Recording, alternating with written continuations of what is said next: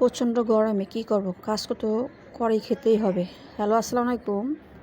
আপনারা কেমন আছেন? আলহামদুলিল্লাহ আমি ভালো আছি। রেশমা কিচেন ব্লগ থেকে আরেকটি নতুন ভিডিও নিয়ে আসছি।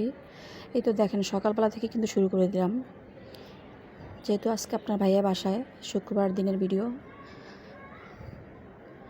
একদম সব কিছু রেডি করে তারপরে এই তো এই রান্নাটা একটু আগে করছি, এটা ভিডিওটা পরে হয়ে গেল। এই সবজিটা করছি রুটি দিয়ে খাওয়ার জন্য, ফাঁকে ফাঁকে সবজিও করতেছি, রুটিও তৈরি করতেছি, পরোটা ভাজতেছি। তো আমি সব কিছু মশলা একসাথে ভালো করে যতক্ষণ নাড়বেন ততই ভালো হবে, আর যখন তেল উঠে আসবে ততক্ষণই বুঝবেন যে আপনি ভালো করে কষানো হচ্ছে।